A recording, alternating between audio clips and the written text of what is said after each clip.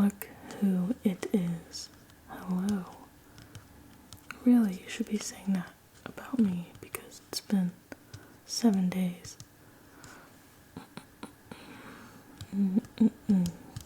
But I'm back now, so I said in my last video that I was moving, and I've been moving, and it's been about a week, so I've been busy, but I'm at my girlfriend's place because I have to work, and so before work, I wanted to talk about where I live now. My little apartment is coming together, slowly getting everything in there, but there's something really weird about the area. Really, really weird, and there's some things that I have found out in the past few days that I did not know when I signed my lease. And now I'm there for a year, and I really like the spot, but I think it's haunted. I really think it's haunted, and whatever you believe as far as God or the supernatural, I think at the very least energy and feeling a vibe of a place is very basic, because it feels like human nature. It feels like street smarts when we're dealing with matters of intuition that kind of transcends whatever religious commitments you might have.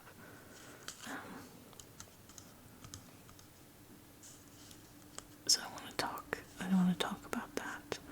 Normally on this channel I would talk about books and ideas and things that I learned from them and whatnot, but because I'm moving, it's kind of going to be influencing everything else, because it's such a you've probably done it, I'm drinking coffee. It's just black coffee. It's great. It's a breakfast blend. I recommend it. It's like a light roast. Okay. I've lived in California for 6 years now, something kind of long, and it has some really strange parts to it. It's not all the way strange, but it has some weird parts to it, and I'm not talking about Los Angeles. Like, Los Angeles as a city has its own, strange histories, and I've met locals who they've lived here, for generations, and they get really irritated when, people like myself kind of move from another state, and then they call LA weird or strange or haunted or cursed, that type of thing. And I understand that. But I come from a weird place. I grew up in Taylor, Texas, which gets less weird, by the day. Because it used to be like rural, small town America, and then big tech has made its way over there, which is so weird to watch. As I've gotten older, it's so strange, like this place where it had like such an old McDonald's. It was like brown, and there was nothing to do except like wander. It had that kind of like decaying atmosphere that a lot of small towns in America have, where it used to be like a rail town, and then that industry completely moved on and the town just rotted away. But now the downtown is thriving again. There's an Applebee's. You know, last time I was over there, I was shocked. Anyway, you know, life changes, and places change, but I grew up used to a certain amount of discomfort, you know? And when I came to California to go to school, I didn't really have a lot of money. And so I lived in this place, which I will now say, because I don't live there anymore.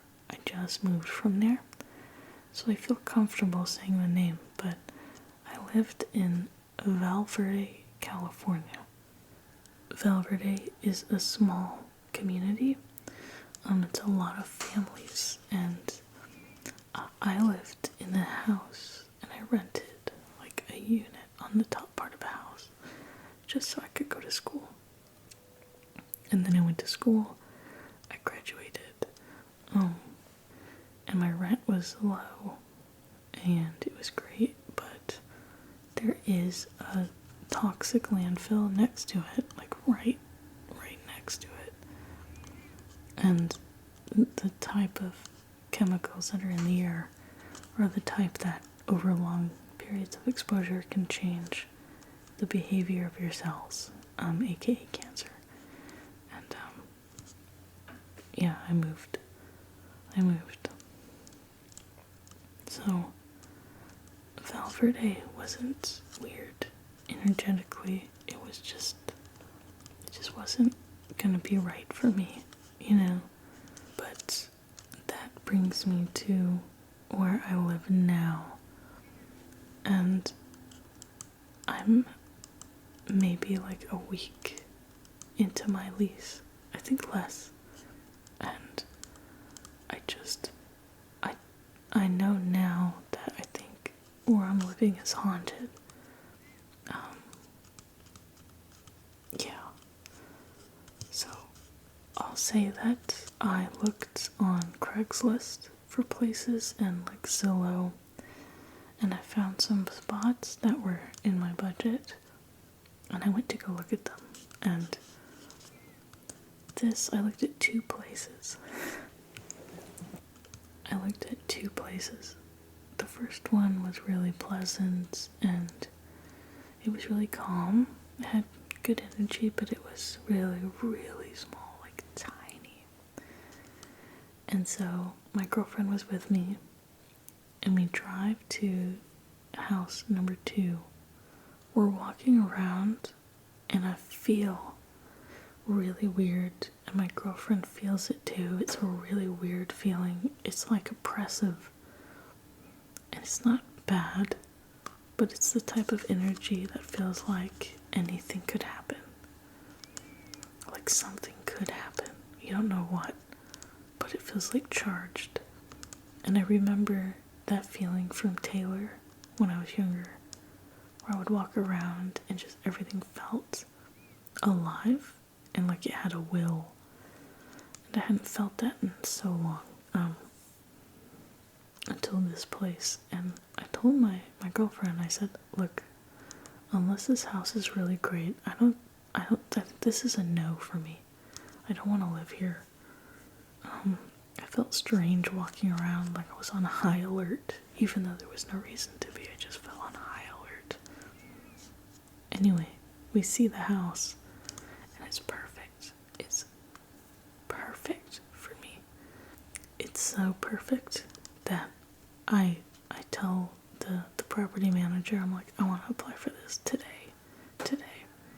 And then I did. It was a quick turnaround, and I got the place. And so, despite that feeling, I moved in. And to be clear, the house has a great feeling, and like, I feel safe where I live. But it's the area around it that is like freaky. And I didn't know why until my girlfriend and I were driving.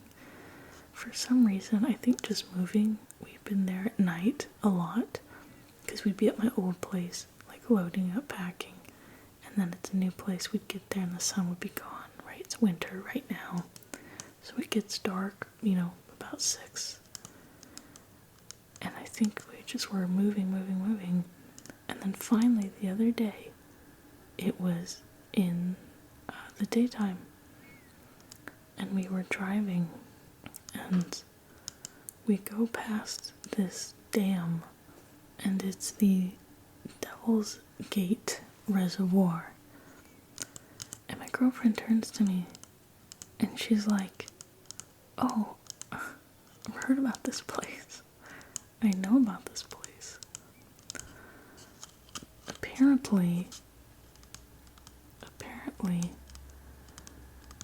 there is a rock here that is shaped like the outline of the devil, and there was a scientist named Jack Parsons who was like a close friend of Aleister Crowley, and there was a ritual that was done in the area, I think, to summon Babylon to Earth.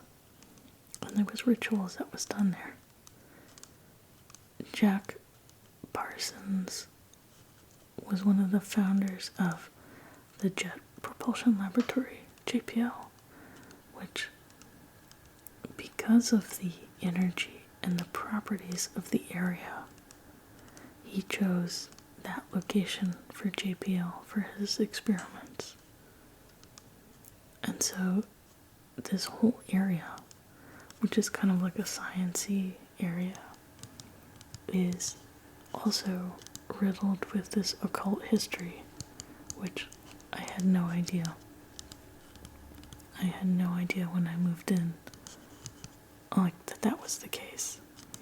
There is also, in this area, okay, there's the Jet Propulsion Laboratory, there is Devil's Gate, and then some miles away, there is Cobb Estate, which is this old mansion that has been, is no longer there, but the property is there, and it's said to be this haunted area where that land in the house was left to the Freemasons. So this whole area in California is like La Cañada, Altadena, and Pasadena. This whole area. California Institute of Technology is over there. So without giving away the town I live in this belt that has this history with the occult. The thing is, though, Jack Parsons chose this area because the area was already weird and had a lot of energy. I think when I look at all these stories as a constellation, they're interesting, right? I think if I would have seen that, a month ago, I would say that's super cool and interesting and weird and spooky. However, there are two things that jump out at me. One is the feeling that I had and my partner had. We both had it separately and then talked about it the rest of the day, where before knowing any of this, we were walking around and we thought, what is up with this place? It is super weird. It feels so different than where I used to live, where she lives now. It's just really strange. And we thought, what is up with that? The second thing, though, before learning about any of this, like one of the first few days I was moving, I saw something, and I have to tell you about it because it's really weird. I had dropped her off somewhere. And then I was driving to my place to put stuff away. It was nighttime, and I didn't know any of this yet. I didn't know about Jack Parsons. I didn't know about the Devil's Gate. None of that. I was driving, and it was nighttime, and there were these lights on the road that help navigate you around a curve. was driving, and way ahead of me, I swore I saw a person walking on the side of the road, walking away from me.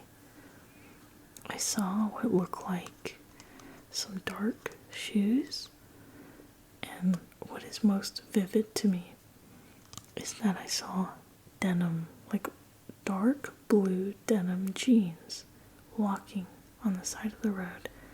The rest of the body was kind of obscured and kind of melted into the dark. It was really dark in this area.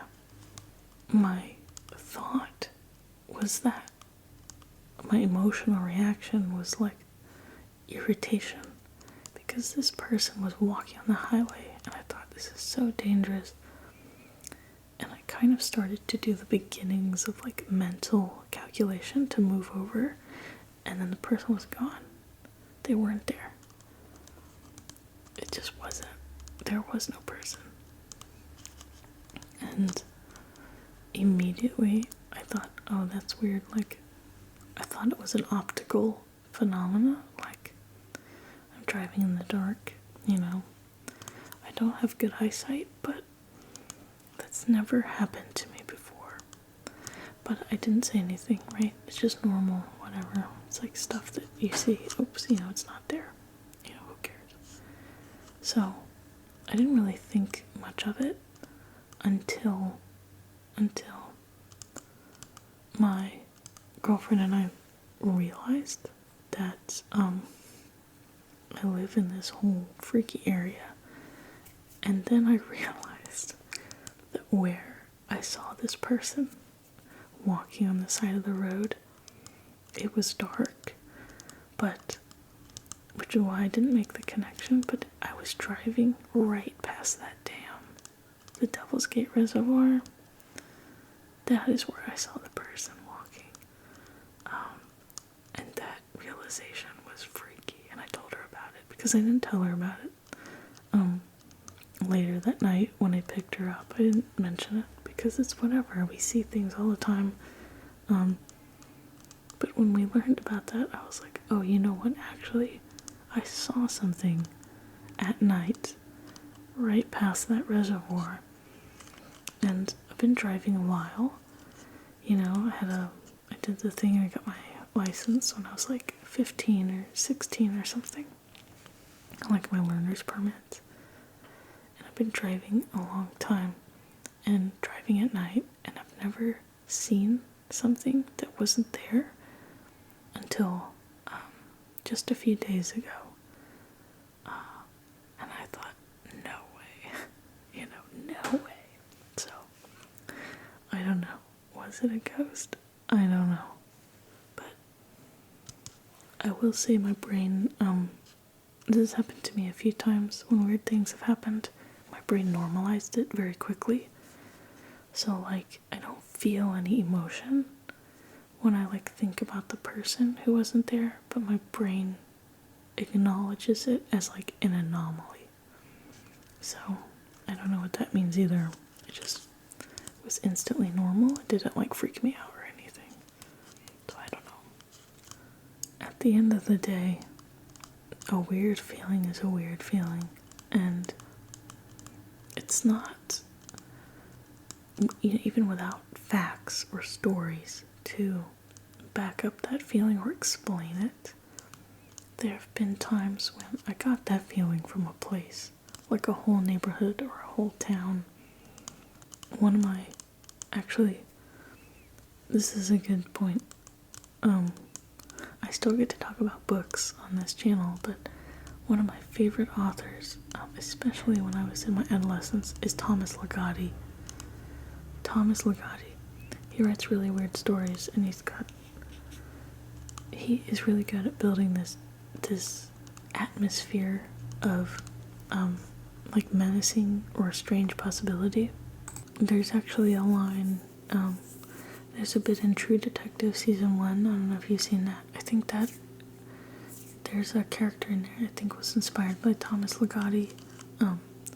He wrote this book, The Conspiracy Against the Human Race, which is about pessimistic philosophy. It's really good. Dark though. And in True Detective Season 1, the detective talks about the psychosphere, which is like pretty much an energy around a place that kind of influences people, and is made up of like dark deeds, that kind of thing. And that's something that Thomas Ligotti writes about, or at least is able to build that sense of a psychosphere. The psychosphere as a concept is really interesting, right? It has its roots in literature. There's Thomas Ligotti, but of course, before him is H.P. Lovecraft. And it's a bit of like people's internal worlds kind of are thrown outward and influence the land, and then the land influences the psyche. And so you can get a place that's got like such a strange energy to it, and that's how I like to think about Taylor, at least the old Taylor where I'm from. And then I find myself living in another one, and that's kind of how I'm interpreting where I live right now, because it has such a similar sensation. It does something really similar to my body when I'm there. It's really strange. I think I would like to do a longer video where I pinpoint where I live now elements of the psychosphere, right? There's the bridge, the dam, there's the old torn down mansion. There's these sites on a map. You can kind of build the sphere. And then there are these people like Aleister Crowley and Jack Parsons that you can locate as being part of that. I think that would be an interesting video. Every location is more complicated than that. Where I live is more complicated than that. But I think mapping out the psychosphere is the only thing that I can find that would explain why I feel the way I feel. And again, I think regardless of your spirituality, I think history happens, and energy is a byproduct of people and relationships and memories, interactions, and that stuff's all very chemical, very real. So, yeah. This video was a weirder one. It's got a lot of like the beginnings of an idea that I want to work out later, but all that to say is that California has been an interesting experience for me. I have not lived in Los Angeles and like the glamorous stuff that you see on TV, that I saw on TV before I moved here. I have lived in strange situations because I was a student and didn't have any money. And I lived in Valverde, which is this place that like needs an intervention and that people are fighting to save and protect. And it doesn't have it's not a psychosphere, it doesn't feel weird at all. It's just a really nice place to live that politicians are ruining, and like capital is ruining. And then now I live in this really strange place with a history that makes me feel odd. But my house is great. My apartment is awesome. I love it. So I want to make, more videos about my stuff. I'm moving in. I'm rediscovering a lot of my old stuff I haven't looked at in a long time, like books, and toys and objects. So I want to make more videos about that, but I wanted to just pop in on a video, say hi, talk about the move, and then just share that I'm like 100% convinced that I have moved into an area that has like high potentiality for like supernatural or weird occurrences. I didn't know that, but I know that now. And so I feel like I can prepare myself mentally a little bit for that. I just think it's interesting. You know, I just think it's really interesting. History is interesting. Anyway, I hope you're doing well. Winter seems to be leaving, I think, at least over here. And spring is on the way. So I hope that you're staying warm and stuff. I love making these videos. I'm sorry I've been away for, I don't know, a week, yeah. I really love ASMR. I've been missing it. Again, I say it all the time. It's like my favorite thing that I do. I want to make another video. Like, Instagram feels horrible. And it's people I know. It's people I know. It's like my community. For some reason, I love these people. I cannot stand Instagram. YouTube, I love talking to people on here. I love it. I love YouTube. I like making ASMR videos. I tell everyone that I do it. I meet people, I tell them I have an ASMR channel and I love it. But it somehow feels so, like, personal. It's just for me. And I love that. Yeah. Also, I don't know if this is true for you, but I don't meet many people in my everyday life when I tell them I do ASMR. I don't meet too many people that listen to it, which shocks me. I think some people are lying. I don't know. I've met, when I do meet someone who's like, I listen to ASMR every day, I freak out. I'm like, no way, I do that. And they're like, who? I always like, who do you listen to every day? So, yeah. If you have recommendations for ASMR channels that you like, please leave them. I watch ASMR like every day. But, okay, now I'm just indulging in being on here, so I'm gonna head out and go to work. I need to work. The sun is up, so that means I work. Okay, thank you so much for watching. Thank you so much for watching this video. I will see you in the next video where I show off my toy collection of years and years and years. So